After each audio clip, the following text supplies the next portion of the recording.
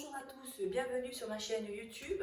Aujourd'hui, je vais vous faire des exercices sur comment calculer l'antécédent d'une fonction. Alors tout d'abord avec une fonction et le calcul, ça sera une première partie. Et ensuite, savoir lire le ou les antécédents d'une fonction sur un graphique.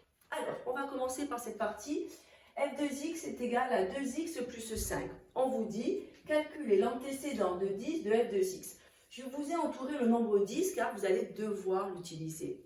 Il faut bien mémoriser que quand on vous demande de calculer l'antécédent d'une fonction, il faut résoudre une équation. D'accord? J'ai fait une petite vidéo tout à l'heure sur résoudre une équation que vous trouverez sur, bien sûr, ma chaîne YouTube. Alors, j'ai réécrit 2x plus 5 à gauche de mon égal 10. Donc, j'ai repris ma fonction qui est égale à 10. Donc, je suis en train de résoudre une équation.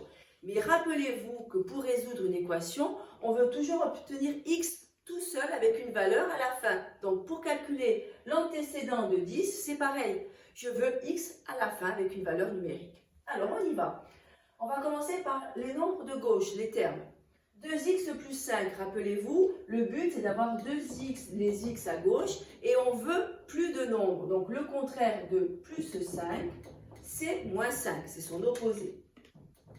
Donc, je mets moins 5 à gauche de mes égales, mais faites attention, si je le mets à gauche de mes égales, je le mets aussi à droite. Donc, 10 moins 5 il est ici aussi. D'accord? Alors, je vous les entoure bien, c'est une petite astuce. Pourquoi? Parce que souvent, les élèves, ils font des erreurs, ils le mettent qu'à gauche. Non, j'enlève moins 5 à mes termes de gauche, je les enlève aussi à mes termes de droite. D'accord? N'oubliez pas ça. Bien sûr, si vous avez eu un moins, vous aurez eu moins 5 au départ, ça aurait été plus 5. Toujours le nombre opposé, donc on change que le signe. Donc pensez à les entourer pour que ce soit très clair. Ensuite, une fois qu'on est ici, on peut barrer plus 5 et moins 5, parce que ça s'annule, ça fait 0. Donc je réécris tous mes termes de gauche, il ne me reste plus que 2x. Et à droite, 10 moins 5 égale 5. Une fois que je suis ici, faites attention, vous n'avez pas terminé, parce que regardez, le x, il est accompagné du chiffre 2. 2x, c'est 2 fois x. Mais nous, on veut x. Donc, il faut que vous réécriviez x égale. Alors, le 5, vous le laissez. Et le 2, donc 2x, c'est x. Ça fait 5 divisé par 2. Et 5 divisé par 2, ça vous fait 2,5. Donc, vous avez obtenu ici une valeur de x qui est égale à 2,5. Et vous avez répondu à la consigne qui demandait de calculer l'antécédent de 10. Donc, on peut écrire la petite phrase qui dit que l'antécédent de 10 par f est 2,5 et x égale 2,5. Voici le nombre d'exercices que vous pouvez avoir en troisième et beaucoup aussi en seconde. Alors, travaillez bien ça et mémorisez-vous avec fiche outil quand on calcule l'antécédent d'une fonction, l'antécédent d'un nombre d'une fonction, on résout une fonction. D'accord? Je vais ensuite vous faire une seconde partie, toujours sur l'antécédent, mais lire le ou les antécédents. Pourquoi dans les consignes on vous dit le ou les? Parce que vous pouvez en avoir un, deux, trois, plusieurs antécédents ou un seul. Contrairement à l'image, rappelez-vous que l'image, on n'a qu'une image, mais l'antécédent, on peut en avoir plusieurs. Alors, sur un graphique, on ne va pas dire calculer, il y a juste à le lire. D'accord? Donc, pour calculer le ou les antécédents, vous allez avoir besoin d'un crayon en papier. Et moi, je prends mon équerre ou d'une règle séparée. Alors, on vous dit, donne ou donnez le ou les antécédents de 1 par f. Donc, ça, c'est la représentation graphique d'une fonction. Ils l'ont appelé f. On peut l'appeler de n'importe quelle lettre de l'alphabet, rappelez-vous. Alors, on vous demande antécédent de 1. Toujours pareil, je vous conseille d'entourer les nombres.